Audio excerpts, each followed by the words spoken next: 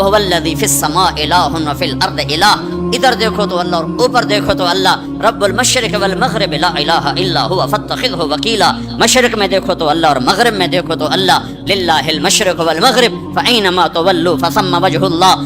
جدھر منہ پھیرو گے سامنے اللہ کے جلوے ہیں، جدھر منہ پھیرو گے سامنے اللہ کی قدرت ہے، جدھر دیکھو گے اللہ کے نظام اور شاہکار ہیں. جو لا کہا وہ لا ہوا، وہ لا بھی اس میں لا ہوا، جز لا ہوا کل لا ہوا، پھر کیا ہوا؟ اللہ ہوا. یہ حج سے پہلے سیکھنے کی چیز. حج کر کے زندگی کیوں نہیں بدل رہی؟ وہ بغیر سیکھے جا کے بیٹھ جاتے. پہلی جماعت کے بچے کو ایم اے کا پرچہ پکڑا دو، لو جی حل کرو. حج پر جانے سے پہلے بہت سی تیاری ہے. جیسے ابھی آپ کو ظاہری تیاری کے لیے جمع کر رہے ہیں، یہ لے جانا ہے، وہ لے جانا ہے، یہ لے جانا ہے، وہ لے جانا ہے، یہ نہیں لے جانا، وہ نہیں لے جانا. اسی طرح اللہ کے دربار میں جانے کے کچھ اور آداب ہیں. دربار شاہی میں جانا ہو تو اس کے آداب ہیں. وہ لا الہ الا اللہ سے شروع ہو رہے ہیں. لا الہ الا اللہ یہ اللہ کو دل میں اتارنے والا، محمد رسول اللہ یہ اس وجود میں ڈھلنے کی محنت. میں کہا کرتا ہوں لا الہ الا اللہ پاسپورٹ ہے اور محمد رسول اللہ ویزا ہے. لا الہ الا اللہ کے بغیر سفر نہیں ہو سکتا، محمد رسول اللہ کے بغیر انٹری نہیں ہو سکتی. ابھی میں 10-12 ملکوں کا سفر کر کے آ رہا ہوں. ہر جگہ پاسپورٹ، یہ جی ویزا، یہ جی جاؤ جی. پاسپورٹ دکھاؤ، حاضر. ویزا بھی دکھاؤ، یہ جی اچھا جاؤ جی. تو لا الہ الا اللہ، اللہ نے آپ کو پاسپورٹ بنانے کی تکلیف نہیں دی، بنا کے دے دیا. ان سے پوچھو جو نئے مسلمان ہوتے ہیں. ایک دفعہ ہماری جماعت سوات میں تھی تو ایک نوجوان اسٹریٹ لائٹ کے نیچے پڑ رہا تھا. تو ہمارے ایک ساتھی نے، پتہ تو لگتا نہیں شیو کیا ہوا ہے، مسلمان ہے، ہندو ہے، کون ہے، کیا پتہ چلتا. تو اس نے اس کو دعوت دینی شروع کر دی. تو سنتا رہا پھر کہنے لگا، وہ ذرا ادھیڑ عمر تھے، کہا بابا جی آپ خوش قسمت ہیں، آپ مسلمان ہیں. مجھے پتہ ہے ہندو مذہب کوئی مذہب نہیں، پتھر کی پوجا ہے، لیکن اگر میں کلمہ پڑھتا ہوں تو مجھے 70 رشتے توڑنے پڑتے ہیں اور آگے کوئی ایک مسلمان نہیں جو مجھے قبول کرے. مجھے قبول کرنے والا کوئی نہیں، اور جن 70 رشتوں کو توڑوں گا اس کا آگے مسلمانوں کے پاس متبادل کوئی نہیں. مجھے پتہ ہے ہمارا کوئی مذہب نہیں ہے، لیکن میں بندھا ہوا ہوں. تو ہم اللہ کا شکر ادا کریں. پاسپورٹ اس نے بنا کے دے دیا. اب کہتا ہے ویزا تو لگوا لو، یہ اتنا تو کرو کہ ویزا تو لگواؤ. کم از کم میرے نبی کے سانچے میں تو ڈھل کے آؤ. اشبہت اعدائی فصرت احبهم اذ کان حبی منک حبی منہم. ابو نواس ایک شاعر ہے، وہ اپنے محبوب سے کہہ رہا ہے کہ تو دشمن کے روپ میں آئی تو مجھے دشمنوں سے بھی پیار ہو. تو نے میرے دشمن کا روپ دھارا تو مجھے دشمنوں سے بھی عشق ہو گیا کہ تیری جھلک جہاں بھی ہوگی مجھے وہ پیاری لگے گی. تو یہ پہلا سبق ہے لا الہ الا اللہ محمد رسول اللہ. لا الہ الا اللہ اتنا اندر میں اترے کہ وہ بیج کی طرح اور گٹھلی کی طرح اپنی کومپل کو باہر نکالے، پھر وہ محمد رسول اللہ درخت بن کر پورے وجود پر چھائے اور پوری زندگی پر چھائے. تو یہ پہلی محنت. پھر اس کے بعد نماز ہے جو 5 وقت اللہ تعالیٰ نے فرض فرمائی. 50 دی دینی، 5 تھیں، شروع 50 سے کیا. جب 5 ہی دینی ہے تو 5 سے ہی شروع فرماتے. میرے حبیب 5 نمازیں 50 پتہ ہے نہ پڑھی جا سکتی ہیں نہ دینی ہیں، صرف اس کی عظمت اور اہمیت بٹھانے کے لیے کہ وما خلقت الجن والانس الا لیعبدون. اس آیت کو ذہن میں بٹھانے کے لیے کہ نماز تو دوں گا 5، لیکن مطالبہ ہوگا 24 گھنٹے میں وہ زندگی گزارو جو نماز والی ہے. جیسے نماز میں تم ادھر ادھر نہیں دیکھتے ہو، تو تم جب باہر جاؤ تو تمہاری آنکھ حرام نہ دیکھے، اور نماز میں تم ہاتھ ایسے باندھ کے کھڑے ہو تو نماز کے باہر تمہارے ہاتھ ظلم کے فیصلے نہ لکھیں، ظلم کے فیصلے نہ لکھیں. جب ترازو غلط چلتا ہے تو یہ ظلم کا ہاتھ استعمال ہوا ہے. جب تمہاری زبان صرف چند مخصوص بول سکتی ہے، ادھر ادھر کا بولے گی تو نماز ٹوٹ جائے گی. ایسے جب تو نماز کے باہر ہو تو ایسا بول نہ بولو جس سے لوگوں کے دل ٹوٹ جائیں. ایسا بول جس سے نماز ٹوٹے، اس سے آدمی بڑی احتیاط کرتا ہے، لیکن ایسا بول جس سے اگلوں کے دل ٹوٹتے نہیں، جل کے راکھ ہو جاتے ہیں. وہ صبح سے شام تک زبان زبان زبان. نماز، اور نماز اللہ نے 5 وقت مانگی. پھر اپنے حبیب پر تہجد فرض کی، وَمِن اللیل الا قلیلا. میرے نبی باقیوں کے لیے نفل، آپ کے لیے فرض. رات کو میری آپ کی بات ہونی چاہیے. کیوں کہ ان لک فی النہار سبحا طویلا، آپ دن میں بہت مصروف رہتے ہیں دعوت تبلیغ کے کام میں، لہذا رات کا کچھ حصہ مجھے دیں جس میں میری اور آپ کی بات ہو. جس نے بھی اللہ کو پایا ہے رات کے آنسوؤں سے ہی پایا ہے. جس نے بھی اللہ کو ڈھونڈا ہے رات کے اندھیروں میں ڈھونڈا. عجب بات ہے، دنیا ڈھونڈنی ہو تو روشنی چاہیے، اللہ کو ڈھونڈنا ہو تو رات کا اندھیرا چاہیے. آپ 10% لوگ نماز پڑھتے ہیں، 90% نہیں پڑھتے. حج پہ جا کے بھی نہیں پڑھتے، عادت ہی نہیں پڑھی ہوئی تو حج کے جا پہ بھی نہیں پڑھتے. نماز. تیسری چیز ہے زکوٰۃ جو اللہ نے مالدار پر فرض کی. اچھا ایک جب ہمارے نبی 50 نمازیں لے کر واپس چل پڑے، کوئی بات ہی نہیں کی. اچھا یا اللہ ٹھیک، تو میں نے پڑھا تو کہیں نہیں، لیکن مجھے لگتا ہے کہ اللہ تعالیٰ نے موسیٰ علیہ السلام کو آگے کھڑا کیا ہوگا کہ میرا نبی تو 50 لے کے چل پڑا، اسے واپس بھیجو. اس کی امت نے تب 5 کو نہیں پڑھنی ہے، 50 کے تو پڑھن، اس کو میرے پاس واپس بھیجو. تو آگے موسیٰ علیہ السلام کھڑے ہوئے چھٹے آسمان پر. یا رسول اللہ سے ملاقات کیسی رہی؟ کہ بہت اچھی رہی. کیا ہوا؟ کہ 50 نمازیں ملی. کہ یا رسول اللہ میں آپ کی محنت کرتا ہوں، ایک کوئی نہیں پڑھیں گے، واپس جا کر تھوڑی کروائیں. پھر آپ واپس گئے سدرۃ المنتہا. تو اللہ نے کتنی کام کی؟ 5. چلو اللہ تعالیٰ 45 کٹھی اڑا دیتا. اچھا میرے حبیب 5. پھر واپس. پھر ہمارے نبی نے نہیں کہا یا اللہ بہت زیادہ ہیں. تسلیم و رضا، تسلیم و رضا. اللہم انی اسألک الرضا بعد القضاء. یہ دعا روز میرے نبی صبح و شام مانگتے تھے. اے اللہ مجھے اپنی تقدیر پہ راضی رہنے کی توفیق عطا فرما. پھر موسیٰ علیہ السلام کتنی؟ 45 واپس. پھر 5، پھر 5، پھر 5، اڑتے گئے 5 رہ گئے. پھر آگے موسیٰ علیہ السلام کھڑے ہوئے. یا رسول اللہ کتنی؟ 5. کہا نہیں واپس جائیں، کوئی نہیں پڑھیں گے. کہا نہیں اب مجھے شرم آتی ہے، 5 ختم ہو رہی ہیں. اب گیا تو یہ 5 بھی چلی گئی تو میری امت تو ختم ہو گئی، میری امت تو محروم ہو گئی. اب میں نہیں جاتا. کہا ٹھیک ہے آپ کی مرضی، ویسے مجھے پتا ہے کہ یہ نہیں پڑھیں گے چونکہ میری امت پہ 2 نمازیں فرض تھیں، انہوں نے وہ بھی نہ پڑھی. یہ کراچی والے 5 کہاں پڑھیں؟ تو موسیٰ علیہ السلام چونکہ تجربہ کر چکے تھے، لیکن ہمارے نبی نے فرمایا نہیں اب مجھے شرم آتی ہے، میں نہیں واپس جاؤں. جس نے پڑھنا ہوگا پڑھے گا، نہیں پڑھنا ہوگا نہیں پڑھے. ہر کوئی اپنے کیے گا اجر اللہ سے لے لے. صرف عظمت اور اہمیت بٹھانے کی. جب آپ اس 5 پر موسیٰ علیہ السلام کو انکار کر کے چل پڑے تو پیچھے سے اللہ کی آواز آئی، میرے حبیب پڑھنے کو 5 لیکن میرا بول وہی، لکھوں گا 50. ہر نماز 10 لکھی جائے گی، ہر نماز 10 لکھی جائے گی. اللہ نے زکوٰۃ کو فرض کی، مالداروں پہ زکوٰۃ. خذ من اموالہم صدقۃ تطہرہم بہا وتزکیہم وصلی علیہم. زکوٰۃ اتنا بڑا عمل ہے کہ اللہ تعالیٰ ہمیں کہتا ہے کہ میرے نبی پہ درود پڑھو، فرشتوں سے کہتا ہے میرے نبی پہ درود پڑھو، اور خود بھی کہتا ہے کہ میں اپنے نبی پر درود بھیجتا ہوں. اللہ کی طرف اب درود کی نسبت وہ رحمت ہے، اور فرشتوں کی طرف ہماری طرف درود کی نسبت دعا ہے جو ہم کرتے ہیں، صلی علی محمد وعلی آل محمد.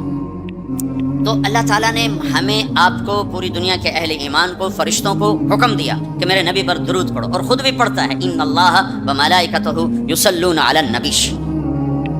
جو لوگ اللہ کے نام پہ خرچ کریں گے تو اللہ تعالیٰ کہہ رہا ہے وصلی علیہم، اے میرے حبیب ساری امت پر نہیں، جو تیری امت میں میرے نام پہ خرچ کریں گے ان پہ تو درود پڑھ.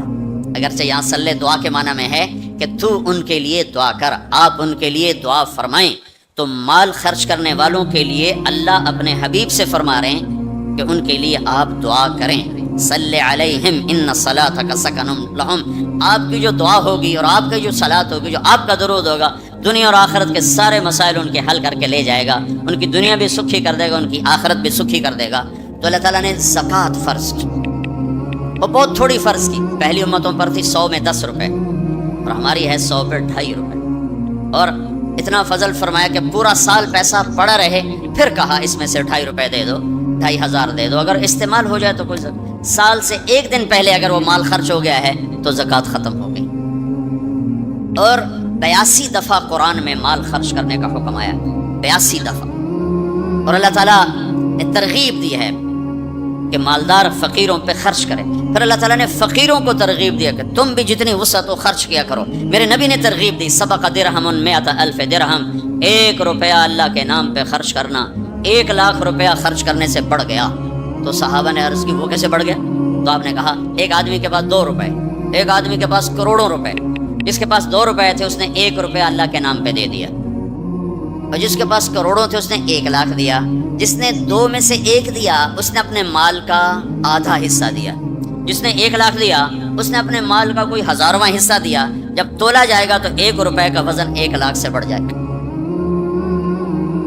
اور اس کا ایک واقعہ بھی، حضرت عمر ہمیشہ حضرت ابو بکر سے کوشش کرتے تھے آگے نکل جاؤں، آگے نکل جاؤں، آگے نکل جاؤں، ساری زندگی موقع نہ بن سکا۔ تبوک کا موقع آیا تو اللہ کے نبی نے کہا مال خرچ کرو۔ عثمان رضی اللہ تعالیٰ نے 10,000 لشکر کا سارا سامان تیار کیا، ان کی سواریاں، ان کا راشن کے لیے تھیلے، تھیلوں کو بند کرنے کے لیے دھاگے تک اپنے گھر سے دیے، اور 300 دینار اوپر دیے۔ تو اللہ کے نبی کی جھولی میں وہ 300 دینار پڑے تھے یوں، اور آپ ان دیناروں کو اٹھا کے یوں فرما رہے تھے ما علی عثمان اللہ یعمل بعد، عثمان آج کے بعد کچھ بھی نہ کرے تو جنت واجب ہوگی۔ تو عمر کہنے لگے آج میں ابو بکر کو کاٹ سکتا ہوں، آج میں اس سے آگے نکل سکتا ہوں کہ وہ آج کل غریب ہے، میں مالدار ہوں، تو تھوڑا لائے گا میں زیادہ لاؤں گا تو میں بڑھ جاؤں گا۔ لہٰذا انہوں نے اپنے مال کا آدھا حصہ، آدھا گھر میں رکھا اور آدھا لے کر آئے۔ ابو بکر نے جھاڑو پھیر دیا، جو کچھ تھا وہ سارا سمیٹ کے لے آئے۔ جب دونوں پراپرٹی سامنے رکھی گئیں تو حضرت عمر کی بہت زیادہ نظر آ رہی، ابو بکر کی بہت تھوڑی نظر آ رہی، لہٰذا حضرت عمر بڑے اطمینان میں کھڑے کہ آج جیت خطاب کے بیٹے کی ہے۔ میں قربان جاؤں، اللہ رسول تو جانتے ہیں کہ کون کیا کر کے آیا ہے، تو میرے نبی نے سوال ہی بدل دیا جو اس موقع کا سوال ہی نہیں۔ کوئی آدمی مسجد میں چندہ دینے جائے، مدرسے میں چندہ دینے جائے، کہا جی مول صاحب یہ 1 لاکھ روپیہ ہے مدرسے کے لیے، مسجد کے لیے۔ آگے مولوی صاحب کہیں پیچھے کتنے پڑے ہوئے ہیں، تو کہے گا یہ بھی واپس کرو، میں تو تھوڑی نیت ہے جو کوئی چکر لگتا ہے کہ تسی ٹھیکیدار ہو، مگر علی شاید ابھی پیچھے کتنے پے ہیں۔ یہ موقع کا سوال ہے ہی نہیں۔ مولوی صاحب کو چاہیے جی جزاک اللہ یہ لیجیے رسید، بسم اللہ، پھر بھی موقع آئے تو دیتے رہیں۔ تو میرے نبی نے پوچھنا یہ تھا ابو بکر کتنا لائے ہو، عمر کتنا لائے ہو، اور یہی اس موقع کا سوال ہے۔ لیکن اللہ رسول جانتے ہیں کہ کس کے مال میں وزن زیادہ ہے، تو میرے نبی نے سوال بدل دیا، فرمایا عمر ما خلفتا، واہ واہ عمر پیچھے کیا چھوڑ کے آئے ہو؟ تو عمر تو وہیں دھڑم ہو گئے گا، میں گیا، سوال سے ہی وہ پتہ چلے گا، میری کلی اڑ گئی وکٹ۔ عمر ما خلفتا یا ما ترکت لأہلک، یہ دونوں الفاظ ہیں۔ پیچھے گھر والوں کے لیے کیا چھوڑا؟ تو پہلے حضرت عمر بڑے جوش میں کھڑے تھے، پھر ایک دم ڈھیلے ہو گئے، کہنے بعد جی آدھا چھوڑا ہے آدھا لایا۔ پھر آپ نے کہا ابا بکر ما خلفتا یا ما ترکت لأہلک، ابو بکر تو پیچھے چھوڑ کے کیا آیا، بچوں کے لیے کیا چھوڑ کے آیا؟ انہوں نے کہا ترکت اللہ ورسول، میں تو اللہ اس کے رسول کو چھوڑ کے آیا ہوں، باقی سب کچھ لے آیا۔ تو اس پر عمر کہنے لگے ابو بکر میں نہیں تجھ سے آگے بڑھ سکتا، کوئی بھی تجھ سے آگے نہیں بڑھ سکتا۔ اور اگلی سنو،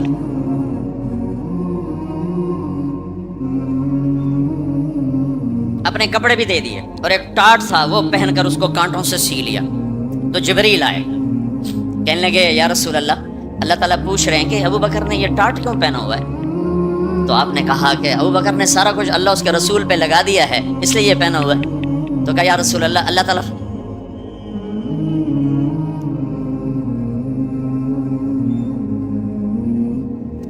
تعالیٰ فرما رہے ہیں ابو بکر سے پوچھو مجھ سے راضی تو ہے، مجھ سے راضی تو ہے، اس فقر میں مجھ سے راضی ہے؟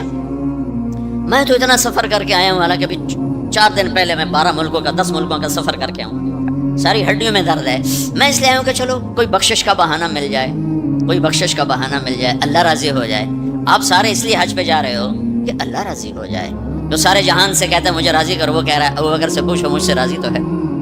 تو آپ نے کہا ابو بکر تیرا رب تجھے سلام بھی کہہ رہا ہے اور پوچھ رہا ہے کہ راضی ہو؟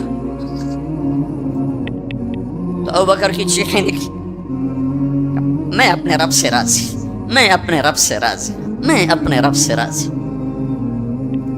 میرے بھائیو بہنوں، زندگی ایسے گزار کے مرو کہ اللہ کو ملو تو اللہ خوش ہو کے مل رہا، ایسے نہ مرو کہ اللہ کی بارگاہ میں پیش کیے جا رہے ہوں مجرم بن کر، قیدی بن کر۔ تو اللہ اس کے رسول نے مال لگانے پر زور دیا۔ اللہ چاہتا تو سب کو مال دے دیتا، کسی کو فقیر، کسی کو مالدار، مالدار کا شکر کا امتحان لیا، فقیر کے صبر کا امتحان لیا کہ اللہ فقیر کا صبر دیکھے گا، مالدار کا شکر دیکھے گا۔ اور جب مالدار لوگ زکوٰۃ نہیں دیتے تو پھر عزتیں نیلام ہوتی ہیں، جب سب کچھ اپنے اوپر لگانے کا ذوق بن جاتا ہے اور اپنے ہی بڑے بڑے زیور، کپڑے، گھر، گاڑیاں۔ یہ بھی لاہور کا واقعہ ہے، بیگم صاحب ڈرائیور کے ساتھ گئی ہیں اور واپسی پہ کہہ رہی ہیں اسلم ڈرائیور آج میری بڑی اچھی قسمت، وہ ساڑی میں نے لی تو میں سمجھ رہی تھی 1 لاکھ کی ہے، وہ تو مجھے 75,000 میں مل گئی، بڑی سستی مل گئی۔ خوش ہو کے ڈرائیور کو بتا رہی۔ تیسرے دن ڈرائیور کے بیٹے کا بازو ٹوٹ گیا، وہ آ کر کہتا ہے صاحب جی میری تنخواہ میں تو اس کا علاج ہو نہیں سکتا، تو مہربانی کر کے کچھ میری مدد کر دیں، اس کا علاج ہو جائے۔ تو صاحب کہتے ہیں اسلم تمہیں پتہ تو آج کل کاروبار بڑا مندہ ہے، تو میرے پاس تو گنجائش نہیں، میرا ایک ڈاکٹر دوست ہے، میں اسے فون کر دیتا ہوں، وہ تمہاری مدد کر دے گا۔ جب اس طرح ہوتا ہے تو پھر ڈاکے، چوریاں، قتل و غارت شروع ہوتے ہیں۔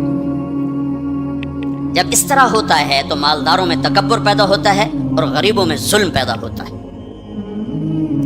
تو زکوٰۃ ایک بہت بڑا عمل ہے، 2.5% تو فرض ہے، اور زکوٰۃ دینے والا سخی نہیں اللہ کی بارگاہ میں، ہاں بخیل بھی نہیں، سخی بھی نہیں ہے، بخیل بھی نہیں، یعنی وہ بخل کے ملک سے نکل آیا ہے اور سخاوت کے ملک میں انٹری نہیں ہوئی۔ 2.5 روپے پہ 1 پیسہ بھی اوپر خرچ کرے گا تو اب سخیوں میں آ گیا، پھر جتنا بڑھتا جائے گا اتنا آگے بڑھتا جائے گا۔ اور اللہ نے فرمایا مجھے میری عزت کی قسم جنت الفردوس میں بخیل داخل نہیں ہو سکتا۔ اور اللہ شیطان کہتا ہے کہ مجھے عبادت والے، عبادت گزار بخیل سے کبھی ڈر نہیں لگا کہ اس کا بخل اسے ضرور جہنم میں پھینکے گا۔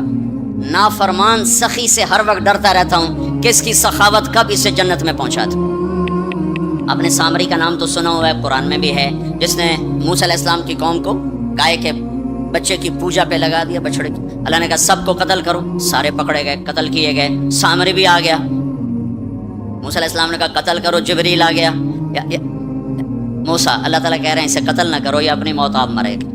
تو موسیٰ علیہ السلام کہنے لگے جو سارے کفر کا سبب بنا اسی کو چھوڑ رہے ہیں؟ تو اللہ تعالیٰ نے کہا سخی ہے، سخی کو قتل کرنا مجھے اچھا نہیں لگتا، چھوڑ دو، اپنی موت آپ مر جائے گا۔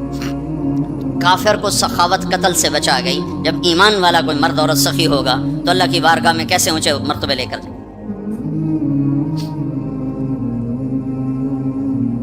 تو اپنے اوپر خرچ کرو وسعت کے مطابق، اللہ نے روکا نہیں ہے، منع نہیں کیا ہے، منع نہیں کیا ہے، لیکن غریب کو بھی یاد کرو۔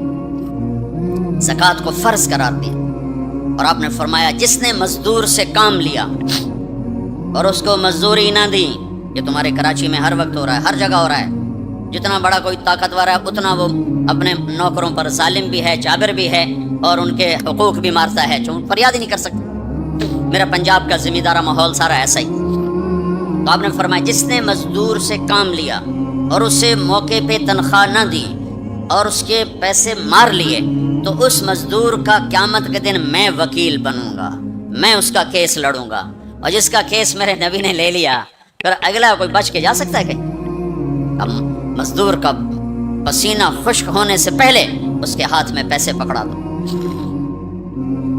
مزدور سے فرمایا، یہ دونوں طرف کا خوبصورت، کیا متین خوبصورت ہے کہ جو اپنے نوکر کی، جو اپنے مالک کی نوکری بھی پوری دیانتداری سے کرے اور اللہ کی بندگی بھی دیانتداری سے کرے تو اسے ہر کام پہ دگنا اجر ملے گا، دگنا۔ یعنی میں 1 نماز پڑھتا ہوں، میری 10 ہیں، اس کی 20 ہوں گی۔ میں 1 روزہ رکھتا ہوں، میرا 1 ہے، اس کے 2 ہوں گے۔ میں 1 قرآن ختم کرتا ہوں، میرا 1 ہے، اس کے 2 ہوں گے۔ ایک طرف اپنے مالک کے ساتھ دیانتداری سے نوکری کر رہا ہے اور ایک طرف اپنے اللہ کے ساتھ دیانتداری سے بندگی کر رہا ہے، دگنا اجر ہو جائے گا۔ تو مال خرچ کرنا یہ تیسری بنیاد۔ چوتھی بنیاد ہے روزہ۔ لا الہ الا اللہ یہ کلمہ تعارف ہے، کلمہ معرفت ہے۔ نماز اس تعارف کو محبت میں بدلنے کا ذریعہ ہے۔ زکوٰۃ لا الہ الا اللہ یہ تعارف ہے۔ نماز یہ تعلق پیدا کرتی ہے، زکوٰۃ یہ محبت پیدا کرتی ہے، اور روزہ یہ عشق پیدا کرتا ہے۔ یہ یوں ترتیب چل رہی ہے۔ ایک دم حج پہ ہم چڑھ جاتے ہیں، یہ پچھلی سیڑھیاں طے نہیں کرتے، جیسے جاتے ہیں ویسے ہی واپس آ جاتے ہیں۔ تو لا الہ الا اللہ محمد رسول اللہ یہ تعارف کا کلمہ ہے، تعارف ہو رہا ہے، پہچان ہو رہی، جیسے میرا باپ کا ایک تعارف ہو رہا ہے، چہروں سے ہم پہچان رہے ہیں ایک دوسرے کو، کسی کو ہم نام سے پہچانیں گے، پھر ملتے رہیں گے تو تعلق بن جائے گا، ایک دوسرے پر خرچ کریں گے تو وہ محبت بن جائے گی۔ تو لا الہ الا اللہ محمد رسول اللہ یہ کلمہ معرفت ہے، پہچان۔ نماز اس معرفت کو تعلق میں بدلتی ہے، اور پھر زکوٰۃ اس تعلق کو محبت میں بدلتی ہے، پھر محبت کو آگے پروان چڑھا کے عشق تک پہنچانا ہے تو اس کے لیے بھوکا پیاسا رہنا اس کا لازمی امر ہے، تو اس کے لیے روزہ رکھا گیا کہ روزے رکھ، اللہ کے لیے بھوکا بھی رہے اور پیاسا بھی رہے۔ اب یہ بھوک اور پیاس مل کر اس کے اندر ایک عشق کی آگ لگاتی ہے، پھر یہ عشق مجبور کرتا ہے کہ محبوب کو دیکھوں تو صحیح، اس کا دیدار تو کروں، اور نہیں تو اس کے گھر کا دیدار کروں، کہیں تو نظر آئے، کہیں تو کوئی آثار دیکھوں۔ تو پھر اس کے لیے بلایا گیا کہ اب آؤ والہانہ عاشقانہ مجنونانہ، چونکہ جو عاشق ہوتا ہے وہ زیب و زینت سے بے نیاز ہوتا ہے، وہ تو دیوانوں کی طرح آتا ہے، لہٰذا کہا بھائی دیوانوں کی شکل بناؤ، ٹوپی اتار دو، خوشبو پھینک دو، کنگھی پھینک دو، کفن پہن لو، جوتا بھی ایسا ہو کہ صرف تمہیں گرمی سے بچائے، سردی سے بچائے، اور آؤ میرے گھر کی طرف۔ کراچی میں کہا تضرعا و خفیہ، مجھے یاد کرنا تو آہستہ آہستہ، شور نہ مچایا کرو، اور جب بیت اللہ میں بلایا قال عجب ثج، شور مچاتے ہوئے آؤ، کہ دیوانے شور مچاتے ہوئے پہچانے جاتے کہ دیوانہ ہے، بڑا سنجیدہ ہوتا، بڑا عقل مند ہے، کہ نہیں وہاں عاشق بن کے جانا ہے، عاشق ہوں میں عشق کما میں، یہ میری زبان کی شاعری ہے، تمہیں مزہ آئے نہ آئے مجھے مزہ لینے دو، عاشق ہوں میں عشق کما میں، دل رکھیں وانگ پہاڑاں ہو، سائے سائے بدیاں ہزار غلام ہیں، کر جانے باغ بہاراں ہو، منصور جے چک سولی دیتے جڑے واقف کل اسراراں ہو، سجدیوں سر چائیں نبا ہو توڑے کافر کہن ہزاراں ہو، عاشق سوئی حقیقی جڑا قتل معشوق دے مننے، سر نو جوڑے تے مکھ نہ موڑے بمیں 100 تلواراں کھنے، سچا عشق حسین علی دبا ہو، سر دتے تے روز نہ بھنے۔ یہ حج ہے، یہ حج ہے۔ اب الحب ان یخفا وقد کم کتمتہ فاصبح عندی قد اناخ وطنبا۔ یہ ایک لڑکی بیت اللہ کا طواف کر رہی تھی اور یہ شعر پڑھ رہی تھی، اذا شد شوقی ہام قلبی بذکرہ وان رمت قربا من حبیبی تقربا۔ اور جنید بغدادی طواف کر رہے اور ان کے کانوں میں شعر پڑے، اور شعروں کا ظاہر بڑا جب ہے کہ میں نے تو محبت کو بہت جھٹکے دیے، بہت اپنے آپ کو بچایا، پر عشق نے میرے دل میں ڈیرے ڈال دیے اور خیمے گاڑ دیے، تنابیں کس دیں، مجھے کہیں کا نہ چھوڑا، مجھے کسی کا نہ چھوڑا، میں ایک ہی کی ہو کے رہ گئی۔ جب اس کا خیال آتا ہے تو میں پاگل ہو جاتی ہوں، جب وہ نظر آتا ہے تو میں ہوش میں آتی ہوں۔ تو وہ جنید بغدادی کہنے لگے وہ لڑکی بیت اللہ میں کیا کہہ رہی۔ تو اس نے دیکھا اور ہنس پڑی، لولا التقى لم اهجر عن طيب الوطن۔ کیا سمجھے ہو، میری بات کو غلط سمجھے ہو، مجھے میرے رب کا عشق رات کے اندھیرے میں یہاں لایا، میں کسی اور کی بات نہیں کر رہی۔ تو کہنے لگی تم کس کا طواف کر رہے ہو؟ تو جنید کہنے لگے بیت اللہ کا۔ تو وہ زور سے ہنس پڑی اور یوں آسمان کو دیکھا، کہنے لگی واہ میرے رب، تیرے بھی کیسے دیوانے بندے ہیں جو تجھے چھوڑ کے پتھروں کا طواف کرتے ہیں، جو تجھے چھوڑ کے پتھروں کا طواف کرتے ہیں۔ جنید فرماتے میں تو بے ہوش ہو کے گر گیا، جب ہوش آیا تو وہ بچی جا چکی تھی۔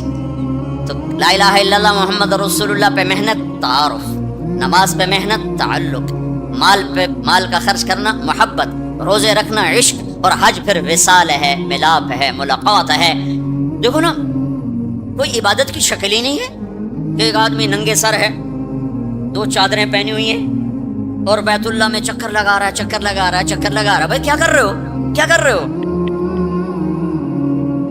اونچے کوٹھے تے چڑھ دیکھا، ابھا دیکھا لمحہ دیکھا، ڈٹھی دل کو دماغ ٹیکا، سجڑ مل سم کے مر پوساں۔ یہ طواف ہے کہ میں تو کبھی دائیں دیکھتی ہوں، کبھی بائیں دیکھتی ہوں، کبھی آگے کبھی پیچھے، کہیں میرا محبوب نظر آئے، نہ نظر آئے تو میں مر جاؤں گی، جان کی بازی ہار بیٹھوں گی، میں محبوب کی تلاش تیرے کوچے اس بہانے، مجھے دن سے رات کرنا، کبھی اس سے بات کرنا، کبھی اس سے بات کرنا۔ حج عشق ہے، وہ ہمیں حاصل نہیں ہوتا ہے، لہذا تھوڑی سی تکلیف آتی۔ عثمان جی پیسے اتنے لائے نہیں تھے، کی تجھے 9.5، کیونکہ وہ تو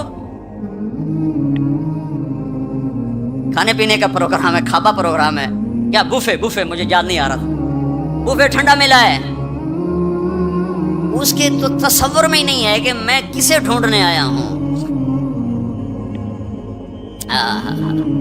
ایسا تو نہیں حسین بچوں سمیت نیزوں پہ چڑھ گئے تھے. ایک بول بول کے ساری نسل بچا سکتے. کون سی نسل؟ اہل البیت.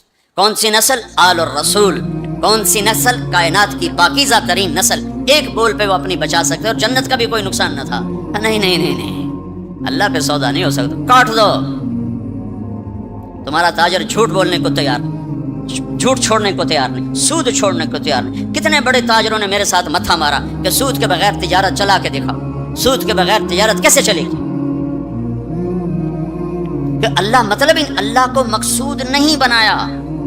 اللہ کو ڈھونڈنا پانا اور اللہ کی طلب زندگی کا مقصد نہیں بنایا. یہی دھوکے کے گھر اور مچھر کے پر اور مکڑی کے جالے کی دوڑ ہے. اسی کو عزت سمجھا، اسی کو بڑائی سمجھا، اسی کو بلندی سمجھا، اسی کو معراج سمجھا.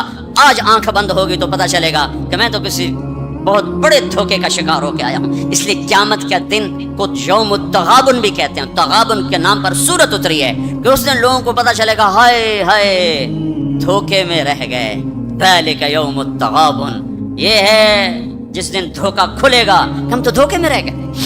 تو بھائیو بہنوں، حج کا اصل موضوع سمجھو.